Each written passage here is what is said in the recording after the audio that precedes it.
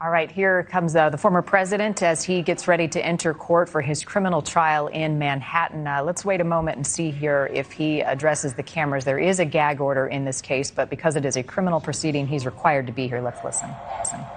Nothing like this has ever happened before. There's never been anything like it. Every legal scholar said this case is nonsense. It should never have been brought. It doesn't deserve anything like this. There is no case, and they've said it. People that don't necessarily follow or like Donald Trump said this is an outrage that this case was brought. This is political persecution. This is a persecution like never before. Nobody's ever seen anything like it. And again, it's a case that should have never been brought. It's an assault on America. And that's why I'm very proud to be here. This is an assault on our country. And it's a country that's failing. It's a country that's run by an incompetent man who's very much involved in this case.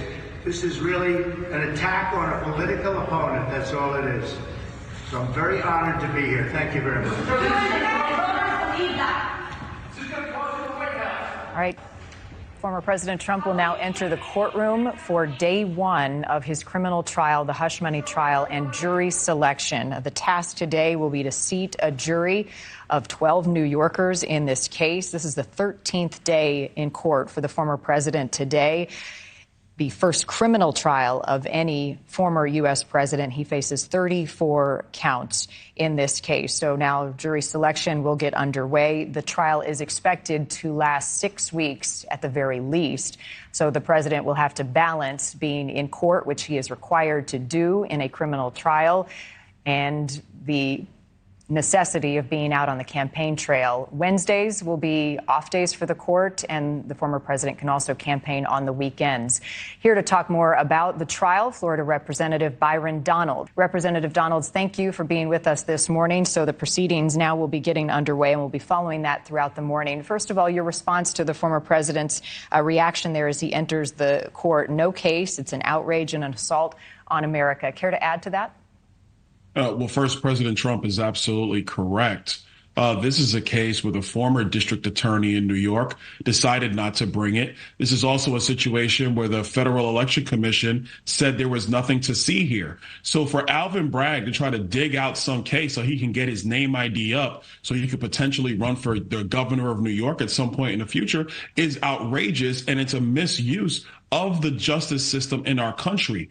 Compare that with the other fact that crimes in New York to this day are not prosecuted, where New Yorkers are being assaulted, they're being robbed, and people are being let go immediately. They're not bringing charges, yet he finds time to bring this blatant political prosecution against a former president. And the only reason is because, in my view, in the same view of the president, number one, Alvin Bragg wants to make himself more important politically. But number two, that this is a coordination from the Democrat Party and Joe Biden, because the Biden administration has been a disaster on every front, and they can't beat Donald Trump in a fair political fight. So they're using the justice system to go after President Trump. So I think it's going to backfire to a large degree. The American people understand when something is legitimate, when something is fair, and when somebody basically has an axe to grind. And this is nothing more than a political axe to grind from the radical left and Joe Biden. Well, the wheels of justice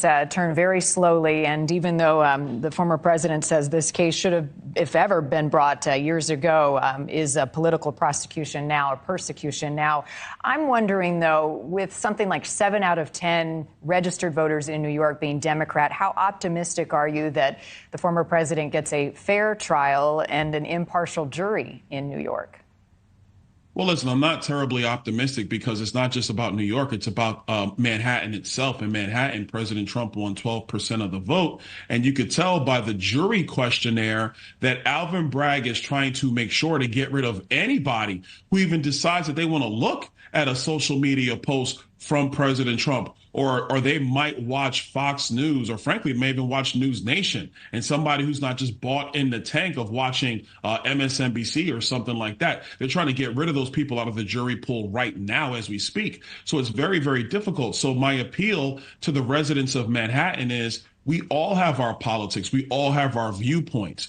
But Lady Justice is supposed to be blind. It's not a respecter of persons or politicians. You're supposed to look at the evidence and look at the facts. And when you look at this terrible case, there is no crime. Even in the indictment, there is no underlying crime that Alvin Bragg speaks to that would give him the ability to turn, at the most, misdemeanors into felonies. There is no underlying crime. It's made up out of thin air. And so my hope is that the jury pool that actually looks at this case realizes that this is nothing more than election interference. And even if you're a Democrat in Manhattan, you don't want our elections being interfered with by radical DAs who, by the way, are not keeping you safe on the island of Manhattan.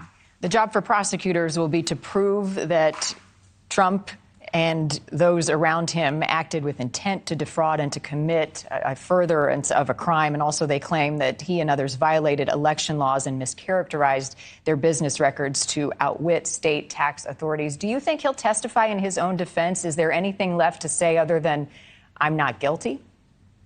I'm not sure. That's really up to his legal team. What I will tell you is, of course, the president's not guilty because the Federal Election Commission, which is who basically oversees election contributions and things like this, in-kind contributions, money that's spent. They looked at this, and the FEC is split evenly Republican and Democrat. They looked at this and they said, "There's nothing to see here. Why is this complaint even brought forward?"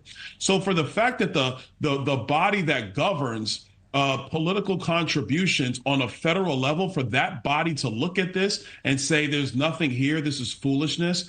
Please stop wasting our time." But for Alvin Bragg to take that up so he can find a way to build his name ID, I guess he's trying to run against Letitia James for the next governor in New York. I will tell you, as a former New Yorker from Brooklyn, New York, whether it's Alvin Bragg or Letitia James, they both will be terrible governors. New York deserves better than that. But that being said, there is no crime here. So whether the president testifies or not, the legal team is going to press that point first, second, and third. There is no underlying crime. So why is the taxpayers' money being wasted on this facade? And we already know why. It's simply to interfere with the 2024 presidential election.